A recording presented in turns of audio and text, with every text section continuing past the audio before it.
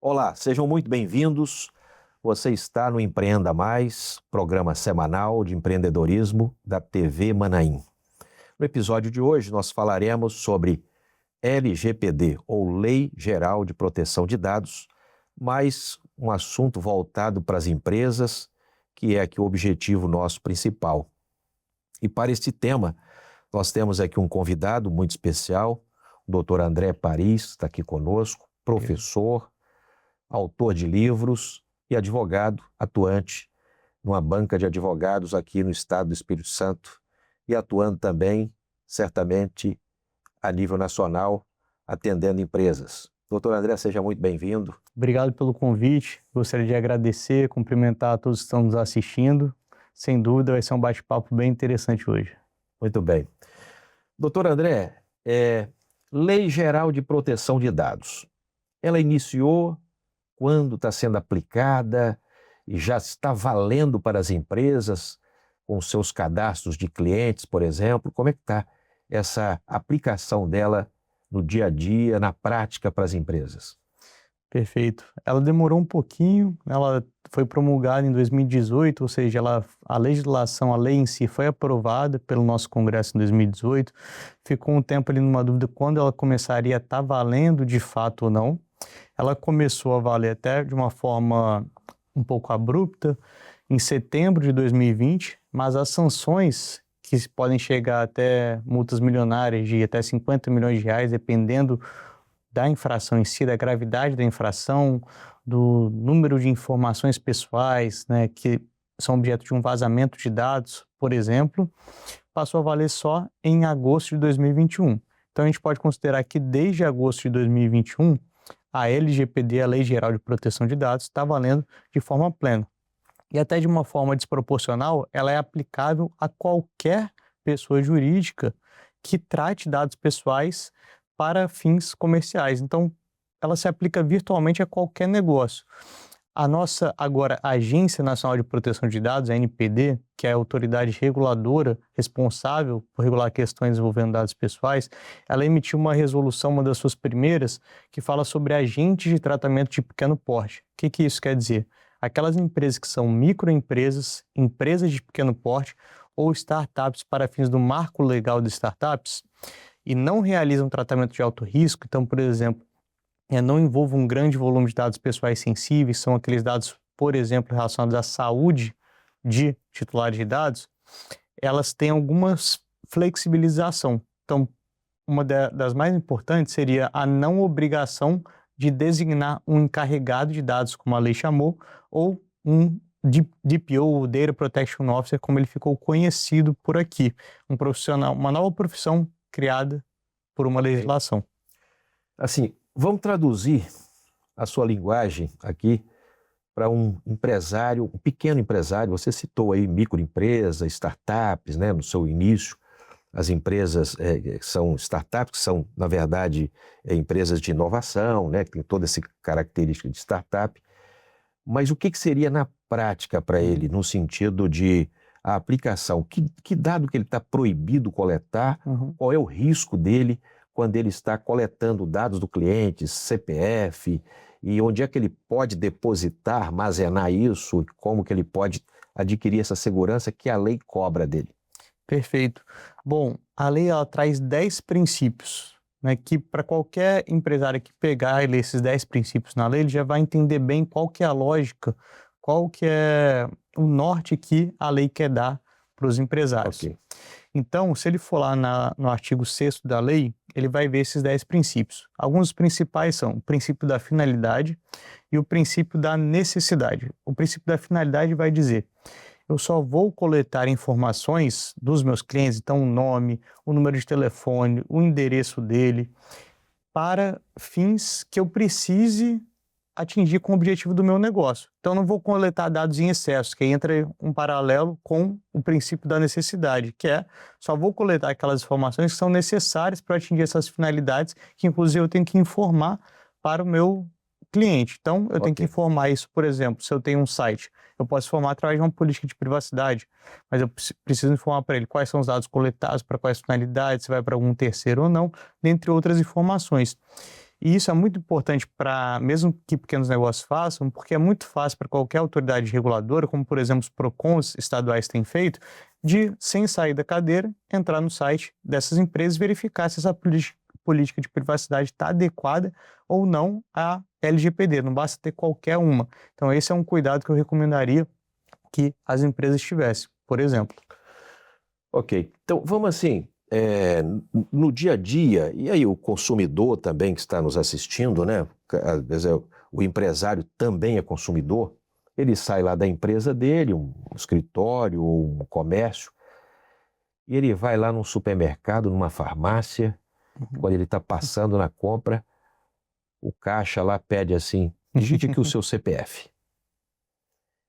O que ele faz nessa hora? Deve digitar? Deve perguntar para que vai precisar do meu CPF? Como vai ser usado o meu CPF? Onde é que vai ficar o meu CPF? O que nós poderíamos dizer para nós como consumidores também? Perfeito. Bom, primeiramente dentro desse, a gente tem o princípio da finalidade e o princípio da transparência.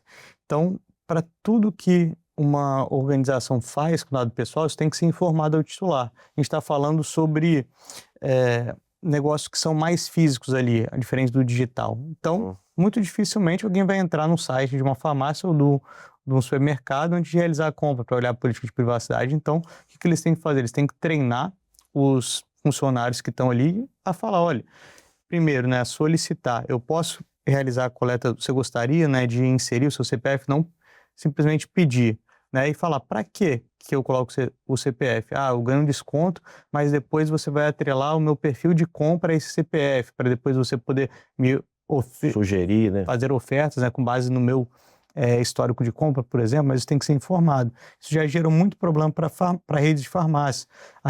A Drogarias Araújo, uma rede de Minas, sofreu uma multa de cerca de 7 milhões de reais do PROCON lá de Minas Gerais, em razão exatamente de pedir o CPF e não informar por quê. A rede Drogazil lá no Mato Grosso, uma multa de 570 mil reais também sofreu em razão disso. Então, o que no âmbito do consumidor, o que ele pode fazer? Ele pode se recusar, porque não é necessário você informar o seu CPF para você poder realizar aquela compra. Então, se você não estiver se sentindo confortável, você pode solicitar, mas para que você vai coletar meu CPF? Ah, é apenas para registrar aqui ou para fim de você ter um benefício fiscal, né? Porque também a gente tem a nota aqui municipal, que depois há um desconto, etc. Então, se informe e tome uma decisão informada. Mas o ideal é a própria organização informar para o seu cliente para que ele está solicitando aquela informação. Então, se o pequeno empresário, médio, grande empresário, ele está coletando esse dado e esse CPF, ele tem que explicar para quê e a transparência disso. Vai usar, onde, qual a finalidade e tudo mais, né? Vamos então, o que o empresário poderia ou não coletar de dados? Nós falamos aqui de CPF, então o nome dele, o CPF, e vai até onde ou não tem limitações disso aí? Perfeito. A limitação está dentro do princípio da necessidade, ou seja, se eu preciso coletar determinada informação para atingir o objetivo do próprio serviço ou produto que eu estou fornecendo para o titular desses dados, ou seja, para aquela pessoa da qual esses dados pertencem originariamente, eu posso, tanto que o hospital ele pode coletar dados extremamente sensíveis, né? Todo o nosso histórico de saúde. Né?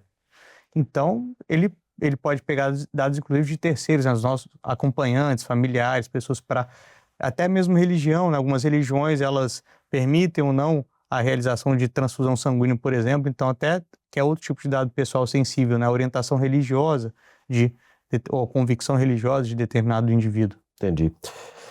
Quando nós falamos dessa proteção de dados, qual é a obrigação da empresa na proteção de dados? Vamos dizer assim, tecnologicamente, que ferramenta que ele deveria usar?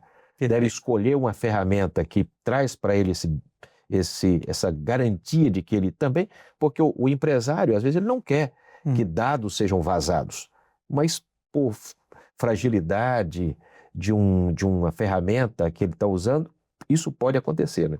Com certeza, todas as empresas estão sujeitas a ser um objeto de vazamento de dados.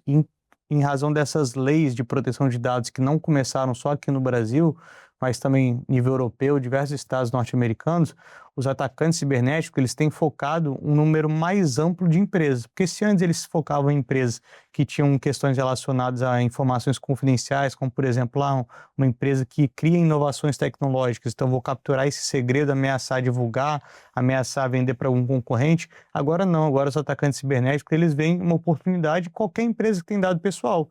Porque ele sabe que essa empresa pode ser sancionada aqui, com base na LGPD, por exemplo, em razão desse vazamento de dados. Então ela fala, olha, paga o resgate, muitas vezes em criptomoedas, senão eu não libero o seu sistema, então sua operação não vai voltar a funcionar, e se essa empresa não tiver um backup para poder restaurar esse sistema, ela fica um pouco refém, em razão desse sequestro de informação, e eu ainda vou divulgar todos os seus dados pessoais na rede, e aí você vai ser responsabilizado porque você não teve devido cuidado.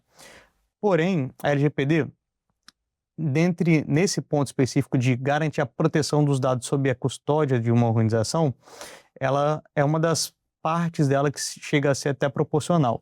Porque ela vai dizer, olha, cada organização, como é que a gente vai avaliar se uma organização foi diligente ou não? A gente sabe que toda organização a gente viu problemas que a Amazon teve, por exemplo, Cloudflare teve recentemente, afetando diversos sistemas, mesmo empresas que investem, né, têm a tecnologia de ponta e segurança da informação.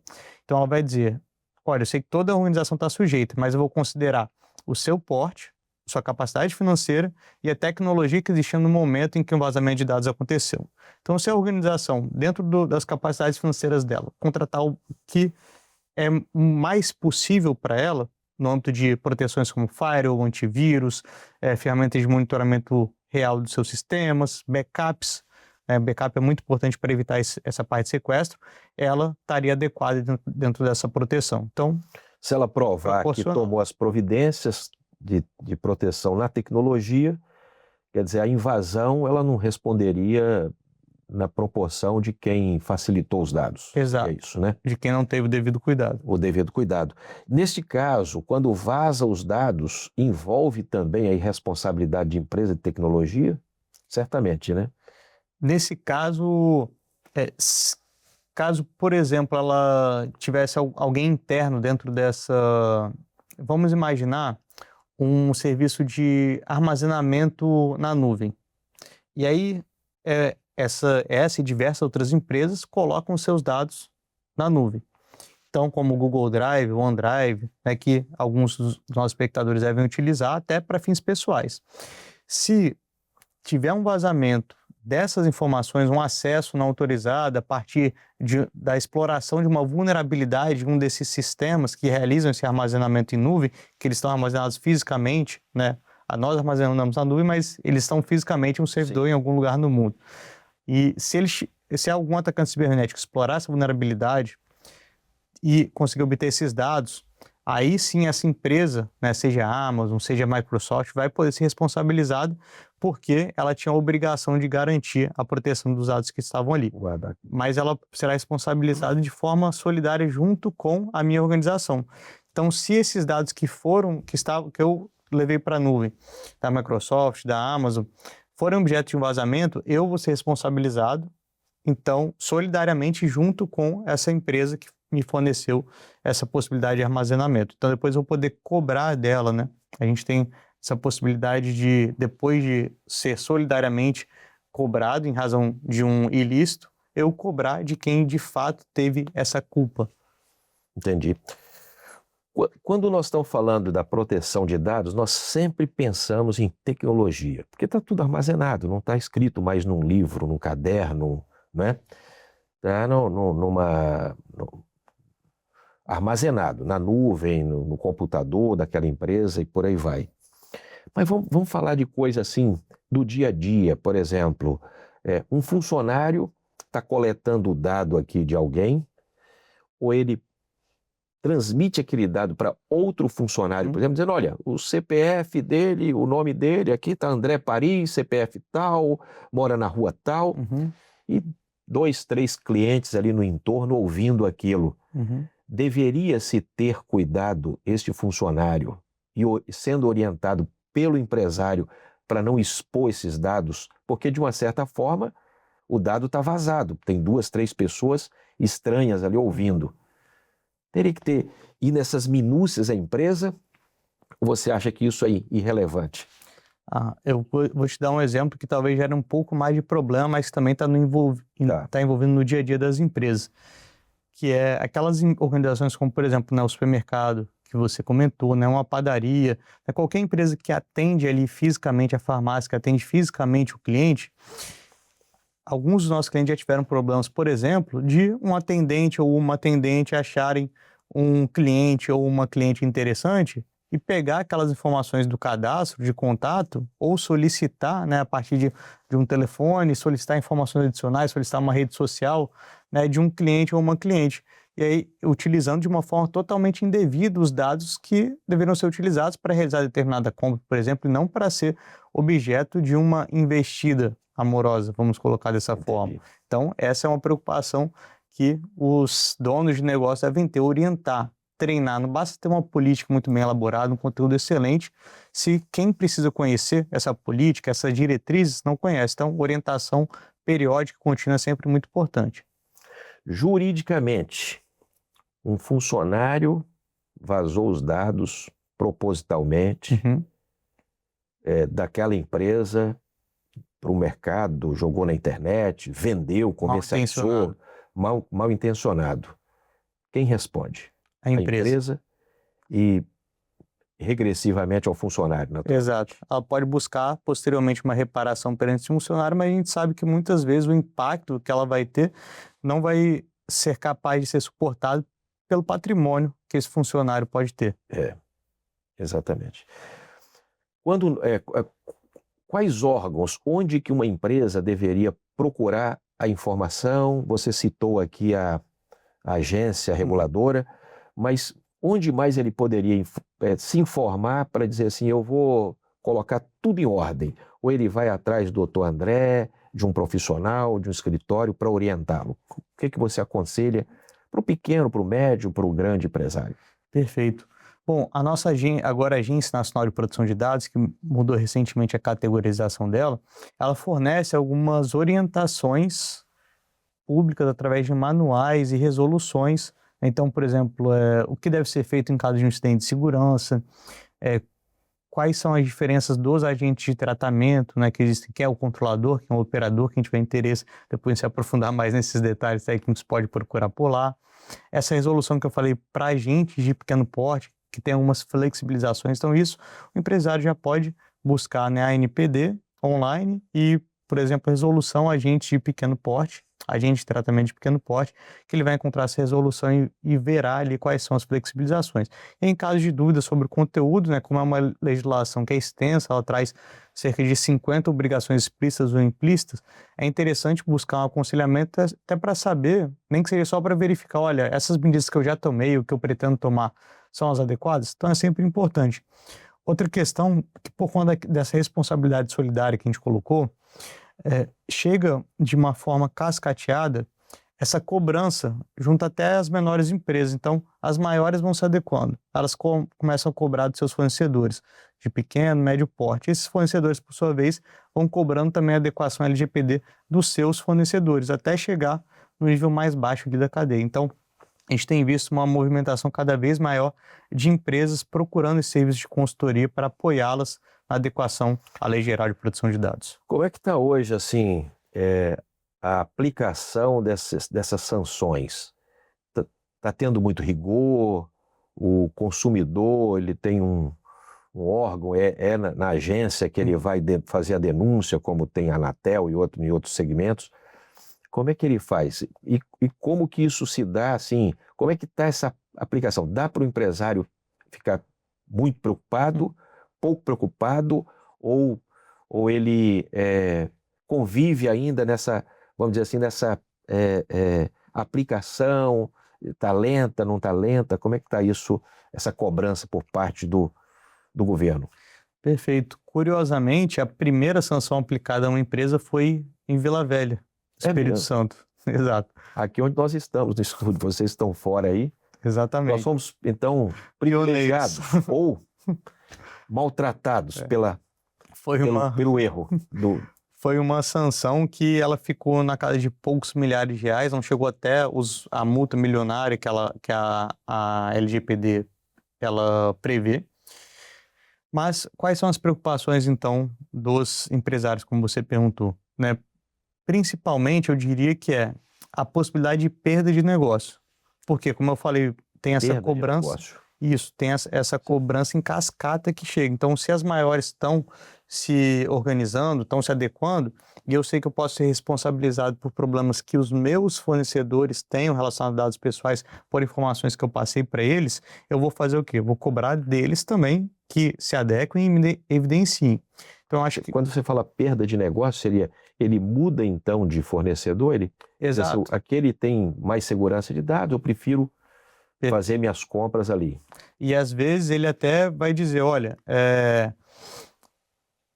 no âmbito de empresas, né, que tem outras empresas como clientes, né, isso é mais comum. Então ele até vai dizer, olha, se você não está adequado, me informa um prazo então, que você vai estar adequado, que aí depois, daqui a 6 meses, por exemplo, eu te cobro. Agora, se ele ficar cada 6 meses cobrando e não se adequar, ele vai buscar outro fornecedor que já está adequado, por exemplo, perda de negócio nesse sentido. Outra questão é PROCON, né, no âmbito que envolve também o direito do consumidor, ou seja, clientes, pessoas físicas, ele também já está fiscalizando, mesmo sem ter essa competência de fiscalizar via LGPD, mas ele fiscaliza via o Código de Defesa do Consumidor, mas em razão de tratamentos indevidos relacionados a dados pessoais. Também.